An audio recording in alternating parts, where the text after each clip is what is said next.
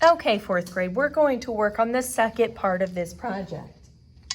At this point, you should have your background finished.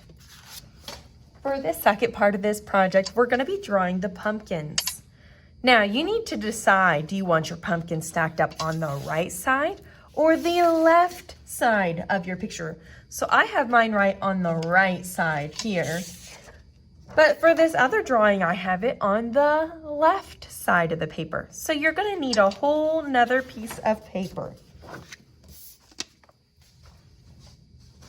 Now I'm going to put my finger in the center on the bottom here. Now if you're wanting your pumpkin stacked up on the right side, we're going to draw an arch shape right on the right side. And if you want it on the left side, you're going to draw an arched shape on the left side. Now we are just going to be drawing this part of the pumpkin, this part right here. I might draw mine on the right side. So we want to have this arch go about halfway up your paper. So I'm going to come up nice and skinny and tall and back down. You're probably thinking, what are you doing, Miss Boyd? This does not look like a pumpkin.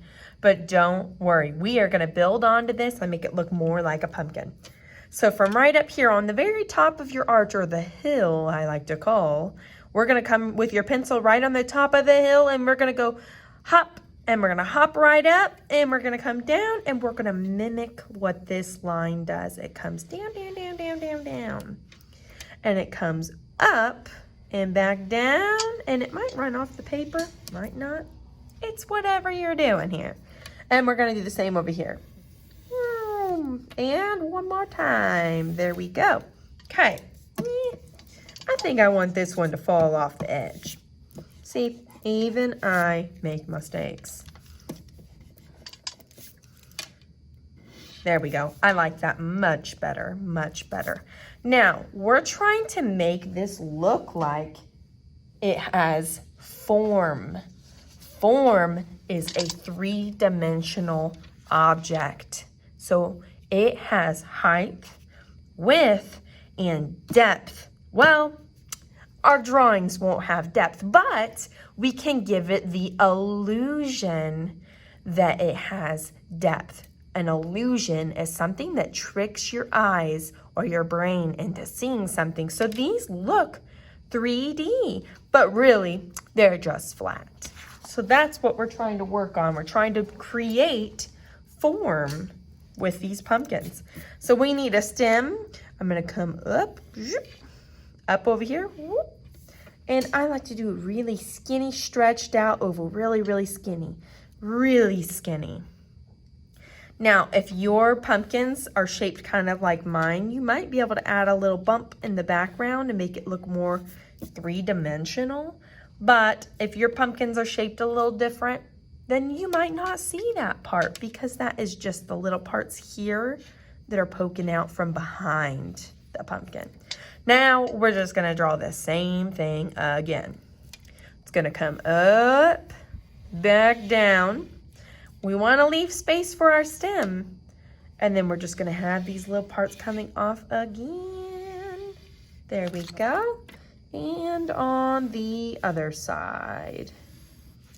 Perfect. I need a stem. This one I'm gonna go a little fancy with it. Looky there, nice and swirly.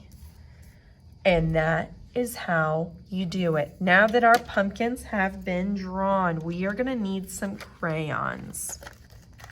With your crayons, you're gonna take out an orange crayon, a brown crayon, and a red crayon. For the red crayon, we are going to be working on tracing the bottom pumpkin's lines. I'm staying right as close as I can to those lines. I put a little bump back there, so I better trace the bumps. A little bump back there, and we are almost done. Now, for my top pumpkin, I am going to use an orange. tracing my lines right on top of that pencil line.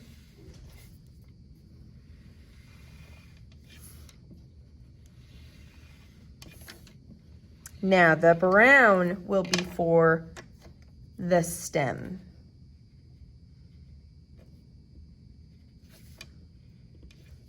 On both of them.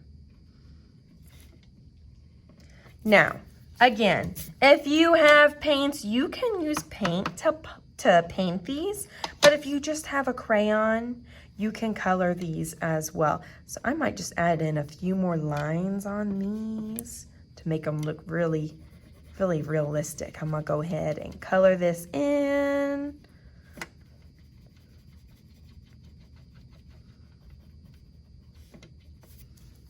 Okay, and if you're painting, the nice thing about, sorry, my lights went out.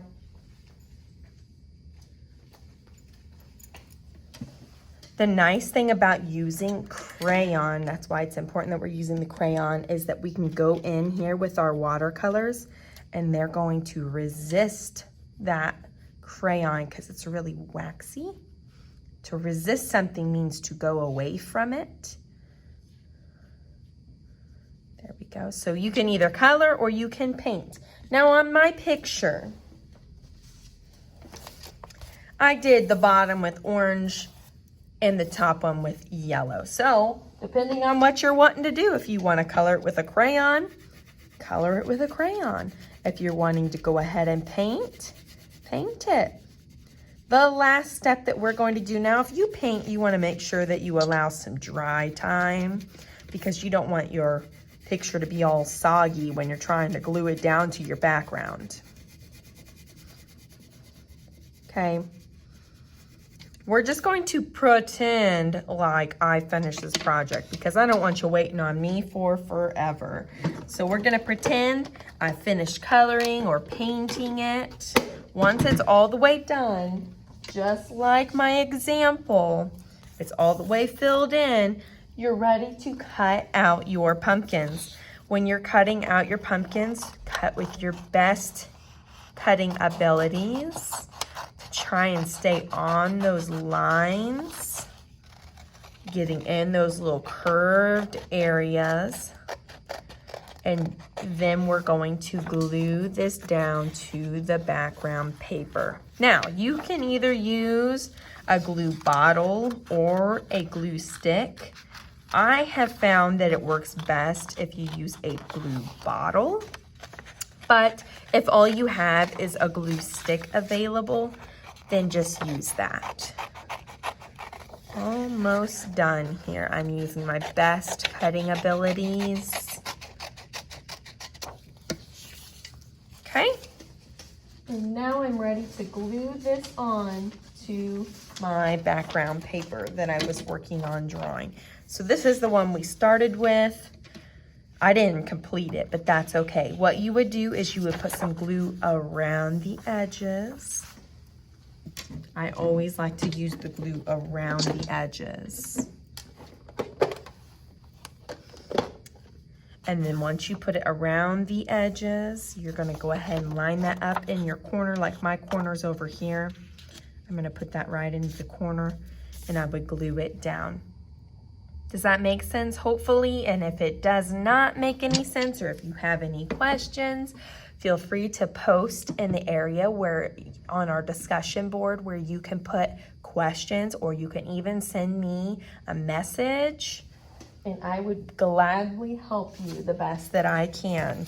Okay, so this is what it'll kind of look like when you're done. I cannot wait to see all of your guys' beautiful masterpieces. Happy creating.